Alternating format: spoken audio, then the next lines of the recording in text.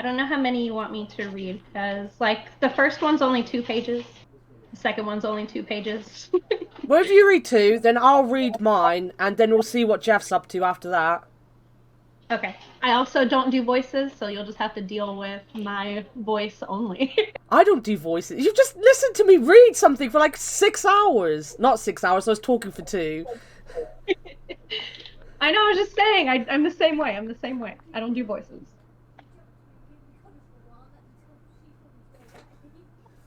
That's how it works. Did you hit record? I've Did you had, hit record? yeah, I've hit record. This is it. Okay. This is you going to be YouTube famous. This is going on YouTube. I'm going to do it tomorrow when I'm Oh God, talking down to my niece. I'm going to upload it. it's giving me more anxiety. Thank you. No, you're going to be amazing. Come on. Okay. This is a story by a guy named Gary K. When I was 4 or 5, back in 1989, my parents moved us into a 3-bedroom home. The carpet in my sister's room was pink, like the shade of pink from trying to clean up blood. My dad always teased my sister, saying someone was killed in her room. My sister was 9 at the time. At first, the strangest occurrence was the smoke detector randomly going off every hour during the middle of the night. Around a month later, the real terror hit. My brother and I were in my parents' room when we suddenly heard something that sounded like an old wooden rocking chair creaking in the corner. When we looked up, we saw the shadow of an old woman rocking in a chair. My dad tried telling us that the shadow was the moonlight shining through a tree by the window, and the rocking chair moving and creaking was a tree limb rubbing against the panes in the window. 2 days later, our dog just randomly died. We didn't know why. She was in good health. We just happened to find her dead on the back porch. Again, my dad said it was all coincidence. 2 weeks later, he told the landlord everything that was going on, and it turns out that in 1975, an 80-year-old woman was killed by her rabid dog in what was now my parents' room. The landlord said that every family that lived in the house with a dog would find their pet dead, often under suspicious circumstances. We moved as soon as the lease was up. And so, like, all of these stories are like actual people that send in stories to them to read. So it's like personal accounts of shit that's happened to people, which is great. Nice. Yeah, so that was the first one. And then the second one is by John. And he says, it was winter and I was a senior in college, finishing up my thesis project. As a biology major, I had access to a university-owned forest about 45 minutes outside of town. The land had previously been owned by a wealthy Detroit man who purchased the massive forest as a hunting property for himself after returning from World War I. At some point after his death, the university acquired the land as well as a large, creepy, early 20th century plantation-style former vacation home that lies in its center. Being super far behind on my giant-ass final paper, I decided to get away from the city and spend the weekend there writing with my girlfriend and a few of my colleagues. This was working just fine until one of my colleagues informed us that they had heard of past researchers who had experienced unexplainable paranormal things during overnights in this house. And of course, this person had, half-jokingly, brought a Ouija board for the night's entertainment. After sundown, we were cooking a late dinner and exploring the house when we heard an enormous crash from the unfinished cellar basement. Going to investigate, we saw the creepy as fuck storm doors securely locked and the dirt-floored basement completely empty. No explanation to be found. Ignoring better judgment, my girlfriend decided this was our time to set up the Ouija board. Around the kitchen table in the candlelight, we began the process, getting information like the spirit's name, Twin, and that they had died in the house at the age of 6. To wrap up, we asked if there was anything else that the spirit wanted us, the visitors, to know. The temperature around me immediately took a drastic plunge, and the planchette began moving more quickly than before, spelling Getou. We all knew what was being said, so we forced the small plastic handpiece to goodbye and ended the communication. We frantically flipped on the light switch, and to our horror, we saw an additional chair had been pulled up directly behind where I had been sitting. Needless to say, we all lost our shit. That night, we locked ourselves in the bunk room, but I couldn't sleep at all. A strange scratching sound was coming from outside the locked door, almost like a dog's claw walking along a hardwood floor. I was paralyzed with fear until the sun came up and the sounds finally stopped. I'll never know what that sound was because we are never going back in that old house again. Anyways, it takes a lot. It takes a lot to convince 4 future scientists that the paranormal is real, but that night definitely did it for us. Fuck Ouija boards and tried to communicate with spirits. That was good. I like that. So the first ones that they started doing were really short because they weren't sure how well it would go on the show. Yeah. And then later they get like longer ones that are super fucking creepy, and I'll like read through it and try to figure out which ones those are and share those. Nice. My story, unfortunately, is a lot longer than that. Yeah, those are short. Yeah, this is quite a bit long. So, my story is a short story from Edgar Allan Poe, who's my favourite Japanese writer. You can't get many of his works translated. Not many of them are actually translated. So, I've got one of the only books. And this one is my favourite one, which is the first one. I read this on a bus to work the first time I read it, and it made me want to just jump off the bus. It really did. So the story's called The Human Chair. Yoshiko saw her husband off to work at the foreign office at little past 10 o'clock. Then, now that her time was once again her very own, she set herself up in a study she shared with her husband to resume work on the story she was about to submit for the special summer issue of K magazine. She was a versatile writer with high literary talent and a smooth-flowing style. Even her husband's popularity as a diplomat was overshadowed by hers as an author. Daily she was overwhelmed with letters from readers praising her works. In fact, this very morning, as soon as she sat down before her desk, she immediately proceeded to glance through the numerous letters which the morning mail had brought. Without exception, in content, they all followed the same pattern, but promptly by her deep feminine sense of consideration, I apologise, I cannot read anymore. She always read through each piece of correspondence addressed to her, whether monotonous or interesting. Taking the short and simple letters first, she quickly noted their contents. Finally she came to one which was bulky, manuscript-like sheaf of pages. Although she had not received any advance notice that a manuscript was to be sent to her, still it was not uncommon for her to receive the efforts of amateur writers seeking her valuable criticism. In most cases, these were long-winded, pointless, and yawn-provoking attempts at writing. Nevertheless, she now opened the envelope in her hand and took out the numerous closely written sheets. As she had anticipated, it was a manuscript, carefully bound, but somehow, for some unknown reason, there was neither a title nor a byline. The manuscript began abruptly. "Dear Madam." Momentarily, she reflected. Maybe, after all, it was just a letter. Unconsciously, her eyes hurried on to read 2 or 3 lines, and then gradually she became absorbed in a strangely gruesome narrative. Her curiosity aroused to the bursting point, and spurred on by some unknown magnetic force, she continued to read. "Dear Madam, I do hope you will forgive this presumptuous letter from a complete stranger. What I am about to write, Madam, may shock you no end. However, I am determined to lay bare before you a confession, my own, and to describe in detail the terrible crime I have committed. For many months I have hidden myself away from the light of civilization, hidden, as it were, like the devil himself. In this whole wide world no one knows of my deeds. However, quite recently an odd change took place in my conscious mind, and I just couldn't bear to keep my secret any longer. I simply had to confess.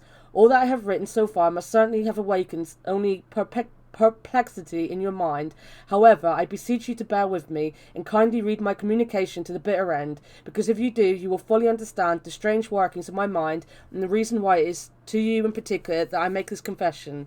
I am really at a loss as to where to begin, for the facts which I am setting forth are also grotesquely out of the ordinary. Frankly, words fail me, for human words seem utterly inadequate to sketch all the details, but nevertheless I will try to lay bare the events in chronological order just as they happened.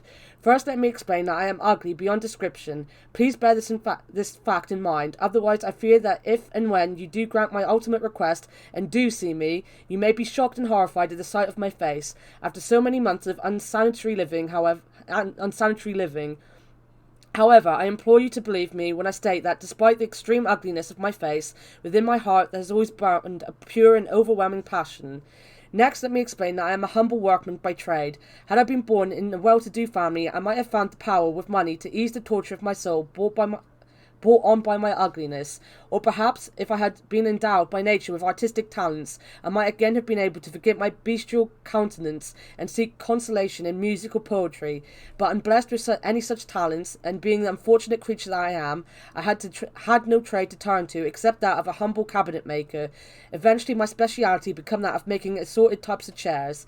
In this particular line, I was fairly successful, to such a degree, in fact, that I gained the reputation of being able to satisfy any kind of order, no matter how complicated. For this reason, in woodworking circles, I come to enjoy the special privilege of accepting only orders for luxury chairs, with complicated requests for unique carvings, new designs for the backrest and arm supports, fancy padding for the cushions and seat, all work of a nature which called for skilled hands and patient trial and study, work with an amateur craftsman could hardly undertake. The reward for all my pains, however, lay in the sheer delight of creating. You may even consider me a braggart when you hear this, but it all seemed to me to be the same type of thrill which the true artist feels upon creating a masterpiece. As soon as the chair was completed, it was my usual custom to sit on it to see how it felt, and despite the dismal life of one of my humble profession, at such moments I experienced an indescribable thrill.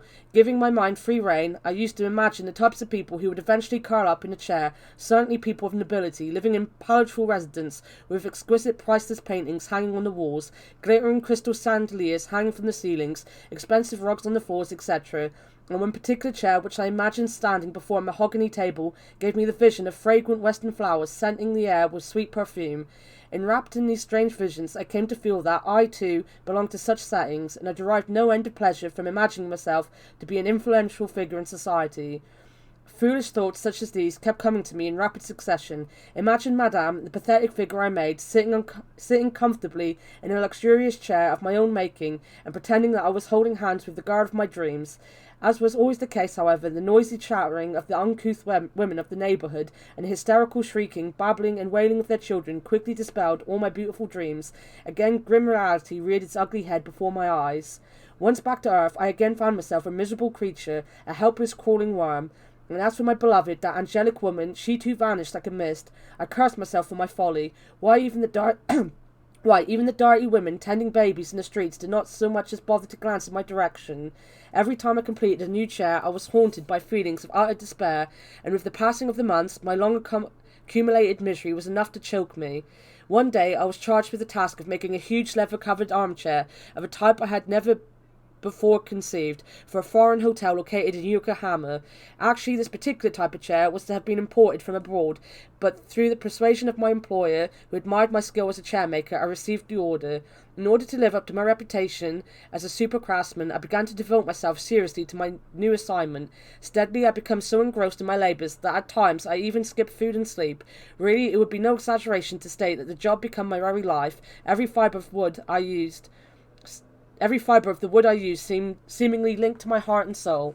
At last, when the chair was completed, I experienced a satisfaction hitherto unknown, for I honestly believed I had achieved a piece of work which immeasurably surpassed all of my other creations. As before, I rested the weight of my body on the 4 legs that supported the chair, first dragging it to a sunny spot on the porch of my workshop. What comfort, what supreme luxury, not too hard or too soft. The springs seemed to match the cushion with uncanny precision, and as for the leather, what an alluring touch it possessed. The chair not only supported the person who sat in it, but it also seemed to embrace and to hug. Still further, I also noted the perfect reclining angle of the back support, the delicately puffy swelling of the armrests, the perfect symmetry of each of the component parts. Surely no product could have expressed with greater eloquence the definition of the word comfort. I let my body sink deeply into the chair, and caressing the 2 armrests with my hands, gasped with genuine satisfaction and pleasure. Again my imagination began to play its usual tricks, raising strange fancies in my mind. The scene which I imagined now rose before my eyes so vividly that, for a moment, I asked myself if I were not slowly going insane. While in this mental condition, a weird idea suddenly leaped into my mind. Assuredly, it was the whispering of the devil himself. Although it was a sinister idea, it attracted me with the power of magnetism, which I found impossible to resist.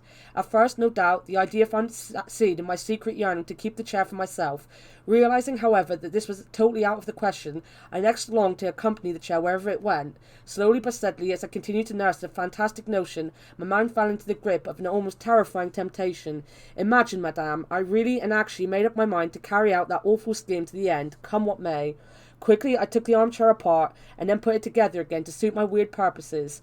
As it was a large armchair, with a seat covered right down to the level of the floor, and furthermore, as the backrest and arm supports were all large in dimensions, I soon contrived to make the cavity inside large enough to accommodate a man without any danger of exposure. Of course, my work was hampered by the large amount of wooden framework and the springs inside, but with my usual skill as a craftsman, I remodelled the chairs so that the knees could be placed below the seat, the torso and the head inside the backrest. Seated thus in the cavity, one could remain perfectly concealed. As this type of craftsmanship came as second nature to me, I also added a few finishing touches, such as improvised acoustics to catch outside noises, and of course a peephole cut out of the leather, but absolutely unnoticeable. Furthermore, I also provided storage space for supplies, wherein I placed a few boxes of hardtack and a water bottle. For another of nature's needs, I also inserted a large rubber bag, and by the time I finished fitting the interior of the chair with these and other unique faculties, it had become quite a habitable place, but not for longer than 2 or 3 days at a stretch. Completing my weird task, I stripped down to my waist and buried myself inside the chair. Just imagine the strange feeling I experienced, madame. Really, I felt that I had buried myself in a lonely grave. Upon careful reflection, I realized that it was indeed a grave. As soon as I entered the chair, I was swallowed up by complete darkness, and to everyone else in the world I no longer existed. Presently, a messenger arrived from the dealers to take delivery of the armchair, bringing with him a large handcart. My apprentice, the only person with whom I lived, was utterly unaware of what had happened. I saw him talking to the messenger. When my chair was being loaded onto the handcart, one of the cart pullers exclaimed, Good God, this chair certainly is heavy. It must weigh a ton. When I heard this, my heart leaped to my mouth. However, as the chair itself was obviously an extraordinarily heavy one, no suspicion was aroused, and before long I could feel the vibration of the rattling handcart being pulled along the streets. Of course, I worried incessantly, but at length, that same afternoon, the armchair in which I was concealed was placed with a thud on the floor of a room in the hotel. Later, I discovered that it was not an ordinary room, but the lobby. Now, as you may already have guessed, long ago, my key motive in this mad venture was to leave my hole in the chair when the coast was clear, loiter around the hotel, and start stealing. Who would dream that a man was concealed inside a chair? Like a fleeting shadow, I would ransack every room at will, and by the time any alarm was sounded, I would be safe and sound inside my sanctuary, holding my breath and observing the ridiculous antics of the people outside looking for me. Possibly you have heard of the hermit crab that is often found on coastal rocks. Shaped like a large spider, this crab crawls about stealthily, and as soon as it hears footsteps, quickly retreats into an empty shell, from which hiding place with gruesome, hairy front legs partly exposed, it looks furtively about. I was just like this freak monster crab, but instead of a shell, I had a better shield, a chair, which would conceal me far more effectively. As you can imagine, my plan was so unique and original, so utterly unexpected, that no one was even ever the wiser. Consequently, my adventure was a complete success. On the third day after my arrival at the hotel, I discovered that I had already taken in quite a haul. Imagine the thrill and excitement of being able to rob to my heart's content, not to mention the fun I derived from observing the people rushing hither and thither, only a few inches away under my very nose, shouting, "The thief went this way," and "He went that way." Unfortunately, I do not have the time to describe all my experiences in detail. Rather, allow me to proceed with my narrative and tell you of a far greater source of weird joy which I managed to discover. In fact, what I am about to relate now is the key point to this letter. I thought you said thrum. First, however, I must request you turn your thoughts back to the moment when my chair and I were both placed in the lobby of the hotel. As soon as the chair was put on the floor, all the various members of the staff took turns testing out the seat. After the novelty wore off, they all left the room, and then silence reigned, absolute and complete. However, I could not find the courage to leave my sanctum, for I began to imagine 1,000 dangers. For what seemed like dangers, I kept my ears alerted for the slightest sound. After a while, I heard heavy footsteps drawing near, evidently from the direction of the corridor. The next moment, the unknown feet must have started to tread on a heavy carpet, for the walking sound died out completely. Some time later, the sound of a man panting, all out of breath, assailed my ears. Before I could anticipate what the next development would be, a large, heavy body like that of a European fell on my knees and seemed to bounce 2 or 3 times before settling down. With just a thin layer of leather between the seat of his trousers and my knees, I could almost feel the warmth of his body. As for his broad, muscular shoulders, they rested flatly against my chest, while his 2 heavy arms were deposited squarely on mine. I could imagine his individual puffing away at his cigar, for the strong aroma came floating to my nostrils. Just imagine yourself in my queer position, madame, and reflect for a brief moment on the utterly unnatural state of affairs. As for myself, however, I was utterly frightened, so much so that I crouched in my dark hideout as if petrified, cold sweat running down my armpits. Beginning with this individual, several people sat on my knees that day, as if they had patiently awaited their turn. No one, however, suspected, even for a fleeting moment, that the soft cushion on which they were sitting was actually human flesh with blood circling in its veins, confined to a strange world of darkness. What was it about this mystic hole that fascinated me so? I somehow felt like an animal living in a totally new world, and as for the people who lived in the world outside, I could distinguish them only as people who made weird noises, breathed heavily, talked, rustled their clothes, and possessed soft, round bodies. Gradually, I could begin to distinguish their sitters just by the sense of touch rather than of sight. Those who were fat felt like large jellyfish, while those who were especially thin made me feel that I was supporting a skeleton. Other distinguishing factors consisted of the curve of the spine, the breadth of the shoulder blades, the length of the arms, the thickness of their thighs, as well as the contour of their bottoms. It may seem strange, but I speak nothing but the truth when I say that, although all people may seem alike, there are countless distinguishing traits among all men which can be seen merely by the feel of their bodies. In fact, there are just as many differences as in case of fingerprints or facial contours. This theory, of course, also applies to female bodies. Usually women are classified in 2 large categories, the plain and the beautiful. However, in my dark, confined world, inside the chair, facial merits or demerits were of secondary importance, being overshadowed by the more meaningful qualities found in the feel of flesh, the sound of the voice, and body odour. Madame, I do hope you will not be offended by the boldness with which I sometimes speak. And so to continue with my narration, there was one girl, the first who ever sat on me, who kindled in my heart a passionate love. Judging solely by her voice, she was European. At the moment, although there was no one else present in the room, her heart must have been filled with happiness, because she was singing with a sweet voice when she came tripping into the room. Soon I heard her standing immediately in front of my chair, and without giving any warning, she suddenly burst into laughter. The very next moment I could hear her flapping her arms like a fish struggling in a net, and then she sat down on me. For a period of about 30 minutes she continued to sing, moving her body and feet in tempo with her melody. For me, this was quite an unexpected development, for I had always held aloof from all members of the opposite sex because of my ugly face. Now I realized that I was present in the same room with a European girl whom I had never seen, my skin virtually touching hers through a thin layer of leather. Unaware of my presence, she continued to act with unreserved freedom, doing as she pleased. Inside the chair I could visualize myself hugging her, kissing her snowy white neck, if only I could remove that layer of leather. Following this somewhat unhallowed but nevertheless enjoyable experience, I forgot all about my original intentions of committing robbery. Instead, I seemed to be plunging headlong into a new whirlpool of maddening pleasure. Long I pondered. Maybe I was destined to enjoy this type of existence. Gradually the truth seemed to dawn on me. For those who were as ugly and as shunned as myself, it was assuredly wiser to enjoy life inside a chair, for in the strange dark world I could hear and touch all desirable creatures. Love in a chair. This may seem altogether too fantastic. Only one who has actually experienced it will be able to vouch for the thrills and the joys it provides. Of course, it is a strange sort of love, limited to the sense of touch, hearing, and smell, a love burning in a world of darkness. Believe it or not, many of the events that take place in this world are beyond full understanding. In the beginning, I had intended only to perpetrate a series of robberies and then flee. Now, however, I become so attached to my quarters that I adjusted them more and more to permanent living. In my nocturnal prowlings, I always took the greatest of precautions, watching each step I took, hardly making a sound. Hence there was a little danger of being detected. When I recall, however, that I spent several months inside the chair without being discovered even once, it indeed surprises even me. For the better part of each day I remained inside the chair, sitting like a contortionist, with my arms folded and knees bent. As a consequence, I felt as if my whole body was paralyzed.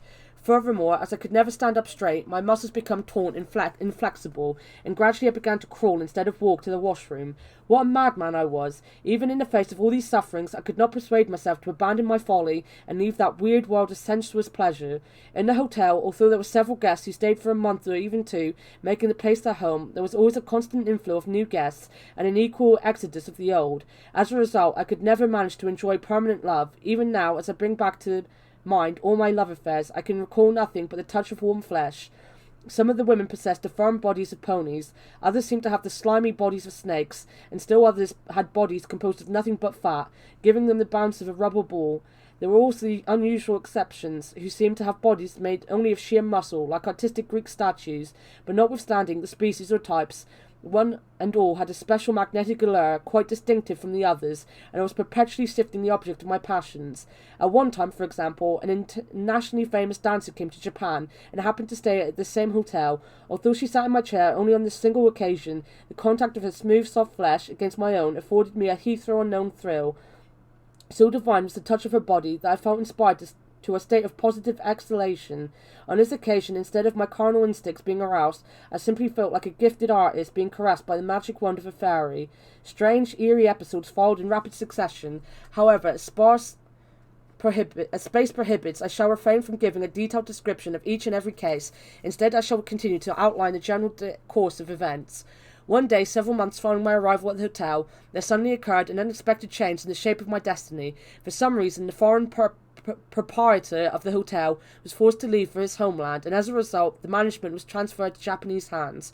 Originating from this change in proprietorship, a new policy was adopted, calling for drastic retrenchment in expenditures, abolishment of luxurious fittings, and other steps to increase profits through economy. One of the first results of this new policy was that the management put all the extravagant furnishings of the hotel up for auction, including in the list and the items for sale was my chair.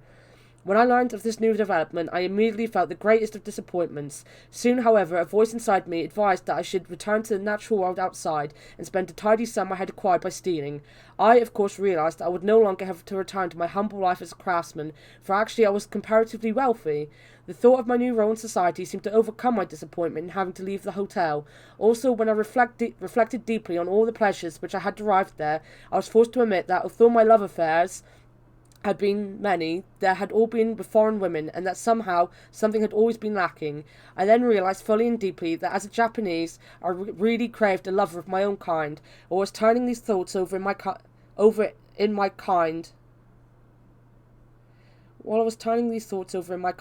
my chair with me still in it was sent to a furniture store to be sold at an auction. Maybe this time, I told myself, the chair will be purchased by a Japanese and kept in a Japanese home. With my fingers crossed, I decided to be patient and to continue with my existence in the chair a while longer. Yeah, as I said, this is a translation. It's from a Japanese writer, so... Although I suffered for 2 or 3 days in my chair while it stood in front of the furniture store, eventually it came up for sale and was promptly purchased. This, fortunately, was because of the excellent workmanship which had gone into the making, and although it was no longer new, it still had a dignified bearing. The purchaser was a high-ranking official who lived in Tokyo, and was being transferred from the furniture store to the man's palatial residence. The bouncing and vibrating of the vehicle almost killed me. I gritted my teeth and bore up bravely, however, comforted by the thought that at least I had been bought by a Japanese.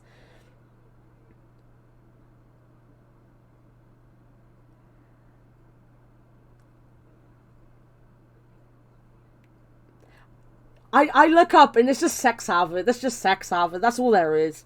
Inside his house, I was placed in a spacious Western-style study. One thing about the room which gave me the greatest of satisfactions was the fact that my chair was meant more for the use of his young, attractive wife than for his own. Within a month, I had come to be with the wife constantly, united with her as one, so to speak, with the exception of the dining and sleeping hours. Her soft body was always seated on my knees for the simple reason that she was engaged in a deep thinking task. You have no idea how much I loved this lady. She was the first Japanese woman with whom I had ever come into such close contact, and moreover she possessed a wonderfully appealing body. She seemed She seemed the answer to all my prayers. Compared with this, all my other affairs with the various women in the hotel seemed like childish flirtations, nothing more. Proof of the mad love which I now cherished for this intellectual lady was found in the fact that I longed to hold her every moment of the time. When she was away, even for the fleeting moment, I waited for her return like a love-crazed Romeo yearning for his Juliet. Such feelings I had never at Heathrow experienced. Gradually I came to want to convey my feelings to her. Somehow, I tried vainly to carry out my purpose, but always encountered a blank wall, for I was absolutely helpless. Oh, how I longed to have her recuperate my love. Yes, she may consider this the confession of a madman, for I was mad, madly in love with her. But how could I signal to her? If I revealed myself, the shock of the discovery would immediately prompt her to call her husband and the servants. And that, of course, would be fatal to me, for exposure would not only mean disgrace, but severe punishment for the crimes I had committed. I therefore decided on another course of action, namely to add in every other way to her comfort, and thus awaken in her a natural love for the chair. As she was a true artist, I somehow felt confident that her natural love of beauty would guide her in the direction I desired, and as for myself, I was willing to find pure contentment in her love, even for a material object, for I could find solace in the belief that her delicate feelings of love for even a mere chair were powerful enough to penetrate the creature that dwelt inside, which was myself. In every way I endeavoured to make her more comfortable. Every time she placed her weight on my chair, whenever she became tired from sitting long in one position on my humble person, I would slowly move my knees and embrace her more warmly, making her more snug, and when she dozed off to sleep, I would move my knees ever so softly to rock her into deeper slumber. Somehow, possibly by a miracle, or was it just my imagination, this lady now seemed to love my chair deeply, for every time she sat down she acted like a baby falling into a mother's embrace, or a girl surrounding herself into the arms of her lover, and when she moved herself about in the chair, I felt that she was feeling an almost amorous joy. In this way, the fire of my love and passion rose into a leaping flame that could never be extinguished, and I finally reached a stage where I simply had to make a strange bold plea. Ultimately, I began to feel that if she would just look at me, even for a brief passing moment, I could die with the deepest contentment. No doubt, madam, by this time you must certainly have guessed who the object of my mad passion is. To put it explicitly, she happens to be none other than yourself, madam. Ever since your husband bought the chair from the furniture store, I have been suffering excruciating pains because of my mad love and longing for you. I am but a worm, a loathsome creature. I have but one request. Could you meet me once, just once? I will ask nothing further of you. I, of course, do not deserve your sympathy, for I have always been nothing but a villain, unworthy even to touch the soles of your feet. But if you will grant me this one request, just out of compassion, my gratitude will be eternal. Last night I stole out of your residence to write this confession, because even leaving aside the danger, I did not possess the courage to meet you suddenly face to face without any warning or preparation. While you reading this letter, I will be roaming around your house with bated breath. If you will agree to my request, please place your handkerchief on the pot of flowers that stands outside your window. At this signal, I will open your front door and enter as a humble visitor. Thus ended the letter. Even before Yoshiko had read many pages, some premonition of evil had caused her to become deadly pale.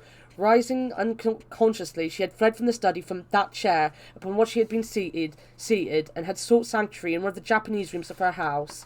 For a moment it had been her intention to stop reading and tear up the eerie message, but somehow she had read on, with the closely written sheets laid out low on a desk. Now that she had finished, her premonition was proved correct. The chair on which she had sat from day to day, had it really contained a man? If true, what a horrible experience she had unknowingly undergone. A sudden chill came over her, as if ice water had been poured down her back, and the shivers that followed seemed never to stop. Like one in a trance, she gazed into space. Should she examine the chair? But how could she possibly steel herself for such a horrible ordeal? Even though the chair might now be empty, what about the filthy remains, such as the food and other necessary items which he must have used? Madame, a letter for you. With a start she looked up and found her maid standing at the doorway with an envelope in her hand. In a daze, Yoshiko took that envelope and stifled a scream. Horror of horrors, it was another message from the same man. Again her name was written in the same familiar scrawl. For a long while she hesitated, wondering whether she should open it. At last she mustered up enough courage to break the seal, and shakingly took out the pages. The second communication was short and curt, and it contained another breathtaking surprise. Forgive my boldness in addressing another message to you. To begin with, I merely happen to be one of your ardent admirers. The manuscript which I submitted to you under separate cover was based on pure imagination, and my knowledge that you have recently bought that chair is a sample of my own humble attempts at fictional writing. If you would so kindly comment on it, I shall know no great satisfaction. For personal reasons, I submitted my manuscript prior to writing this letter of explanation, and I assume you have already read it. How did you find it? If, madam, you have found it amusing or entertaining with some degree, I shall feel that my literary efforts have not been wasted. Although I purposely refrain from telling you in a manuscript, I intend to give my story the title The Human Chair. With all my deepest respects and sincere wishes, I remain cordially yours. That's it. That's the story.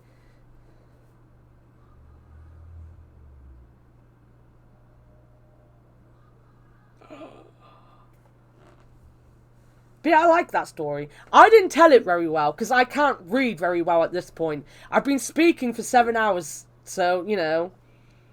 It was just a prank. Well, it's up to you to decide if it was a prank or not. They never say at the end if it's a prank.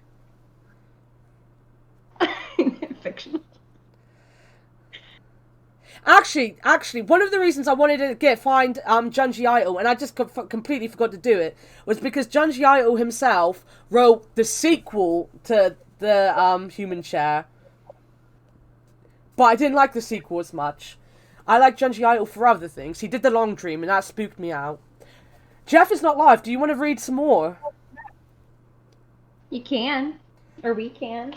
You can. I'm losing my voice. I'm going to let you read, because Jeff should go live any minute now, so... Oh, jeez. Hold on.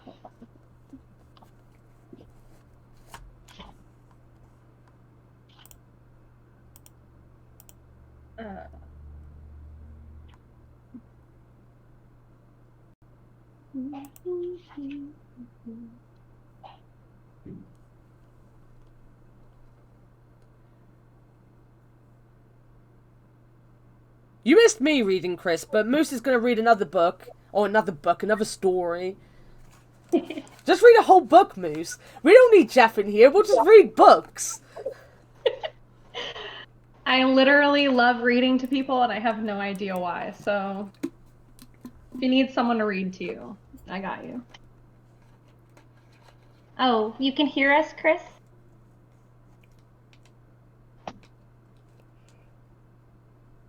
Whoever needs Jeff. I say this like I'm not going to be like, right, Moose, hurry up with your story. I want to go to Jeff's stream.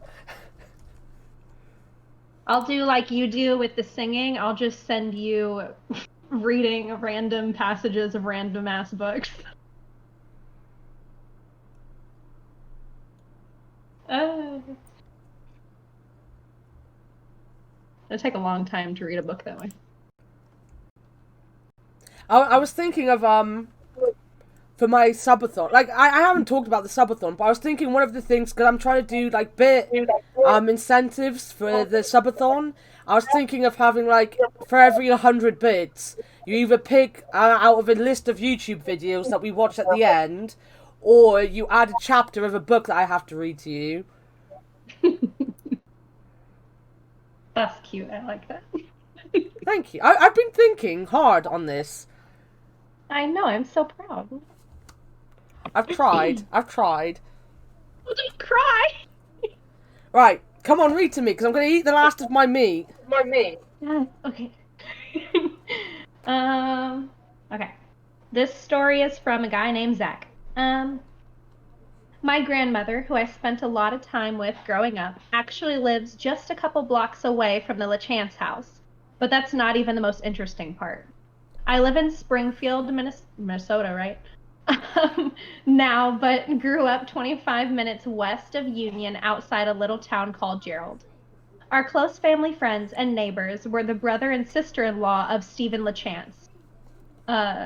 When Stephen began investigating the house, Charlotte was part of the team of investigators. I saw firsthand some of the evidence that was coming out of this house, and let me tell you, fucking creepy. I tell people all the time about the things Charlotte had shown me. Most people jump to, oh, maybe she was photoshopping some pictures or whatever. Well, this woman barely knew how to turn on the digital camera she took most of her pictures with.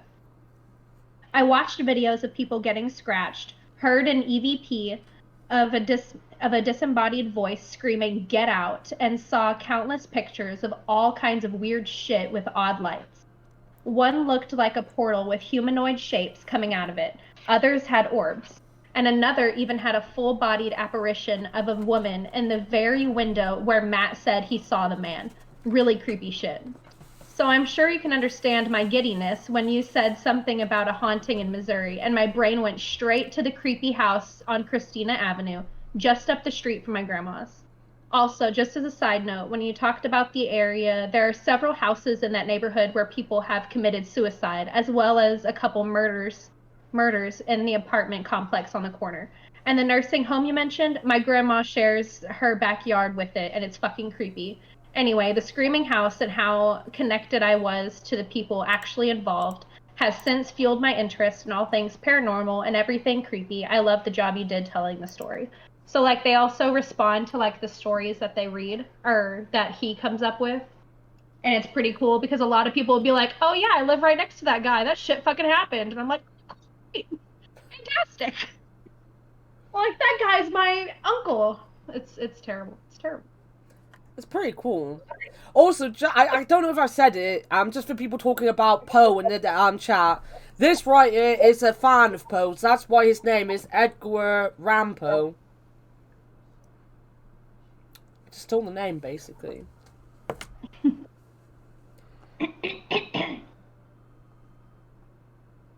Come on, Moose, read more to us.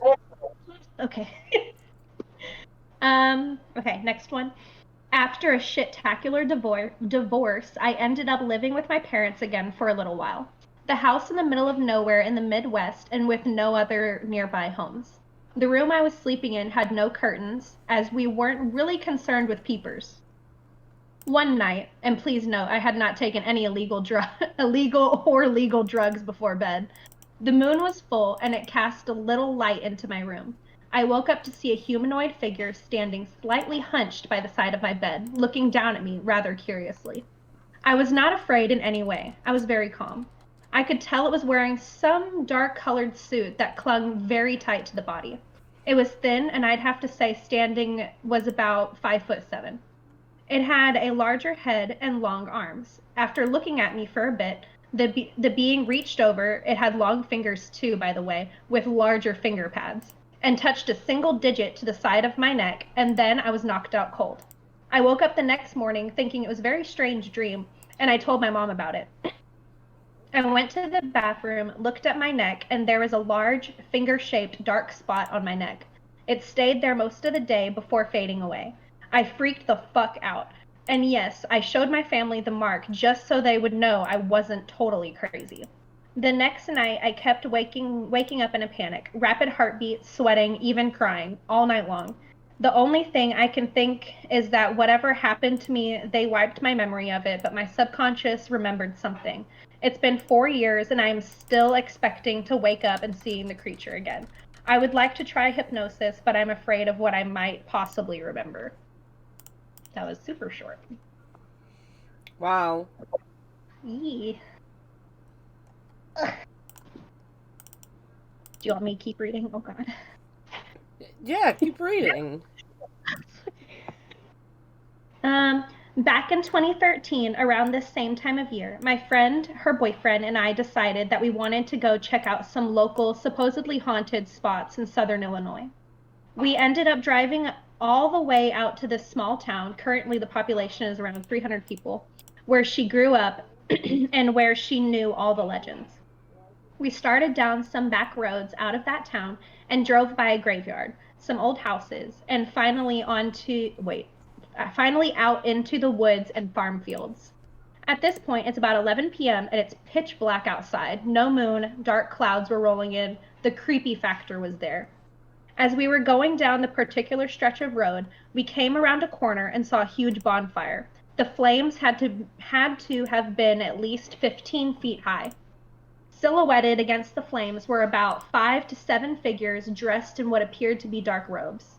We came to a stop because this isn't something you normally see in that area. After what felt like forever, but was probably only 15 seconds or so, my friend said something along the lines of, "We need to get the fuck out of here."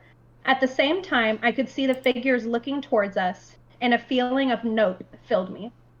I wasn't in a good spot to turn around, so I just floored it, and as we sped past, tires screeching, They watched us drive away.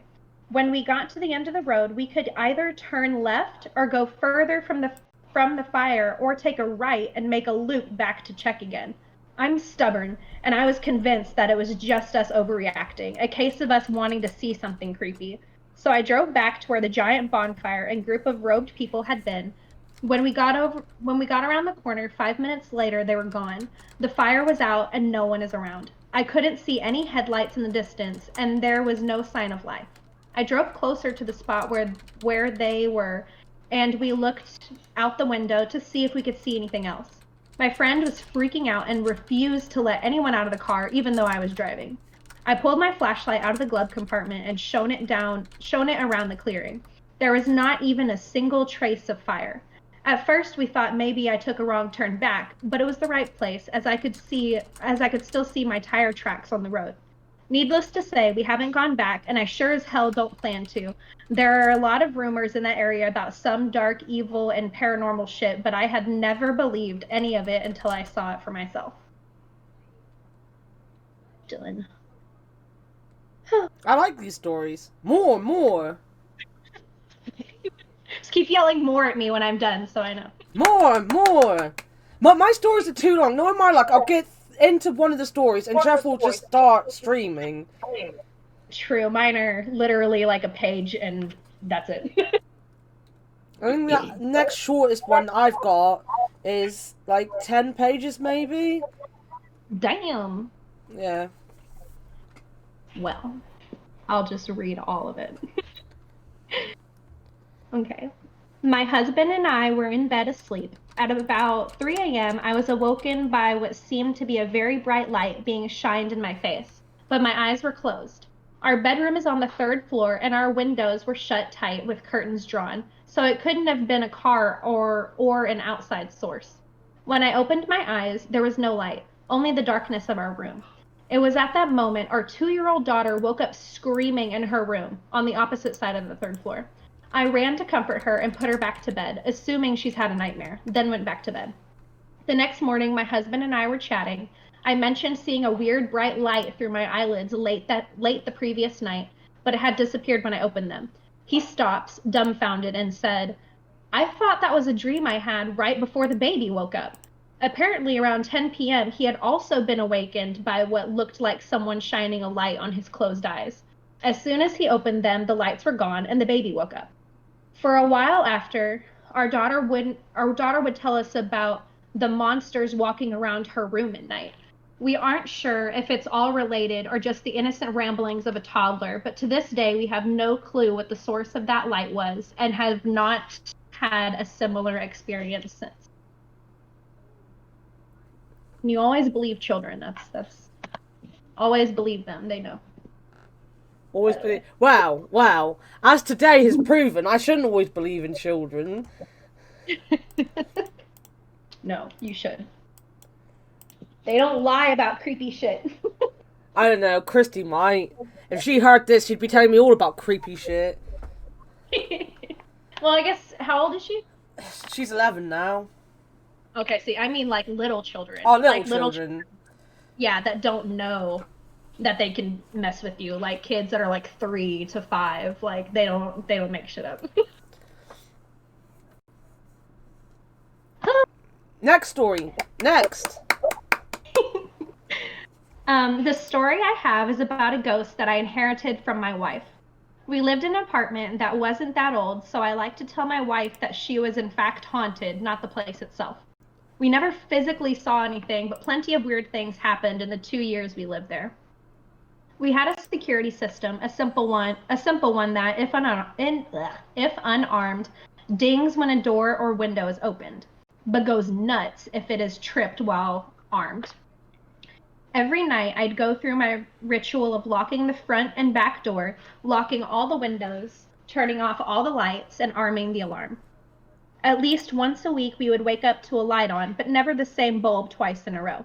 The back door would also be found unlocked, yet the alarm system would still be armed, meaning no doors or windows had been opened. It was so frequent that it no longer surprised us when it happened. We'd just joke that my wife's ghost had come and visited that night. Also, more than once, my wife would be alone in the bathroom getting ready, and the scale would light up, which it couldn't do unless someone stood on it. None of the initial events were a huge deal, but the next two were definitely freaky. My wife worked full time, but I was in college, so I would be home alone a lot in the mornings. One morning, I woke up to a thumb. Then I heard rapid, heavy footsteps. Oh, it says thump. Then I heard rapid, heavy footsteps coming through the apartment as if someone was sprinting to our bedroom. I was frozen in bed. I couldn't move. I couldn't make a sound. I just stared at the bedroom door. But nothing ever came in. After what felt like an eternity of wondering who or what just ran through my home, I got up, armed myself, and searched the entire apartment, finding nothing. I checked both doors and the alarm, which were locked and still armed, respectively. I wasn't much of a believer before that, but I definitely had an uneasy feeling at home that day. The next scary event happened to my wife. She was in the kitchen early one morning while I slept. I awoke this time to glass breaking and my wife gasping. I ran to the kitchen and she told me that while pouring some coffee, a wine bottle came flying horizontally off the top of the fridge and smashed onto the floor. We both know for a fact that the bottle was not near the edge because we both make it a point to keep it in the middle to avoid that exact thing. After the bottle incident, neither of us had many experiences other than the lights coming on at night and the back door unlocking. Still, we never really felt alone in that apartment. Wow. Creepy. Right. That's it, because Jeff has gone live. All right. But yeah, we got some stories in, and as I just said, you're definitely coming back. Like, I'm refusing that you're not coming back to read to us more. Okay. But yeah, thank you for sharing. Of course. I love it. I'm gonna end the voice call now, because obviously I need to get ready to raid Jeff. But thank you. Of course, thank you. Love you much. Love you more. Right, people, let me just turn that off and then turn this on so I can hear what Jeff's doing. Quickly, wait, no, wrong button. What's going on? That.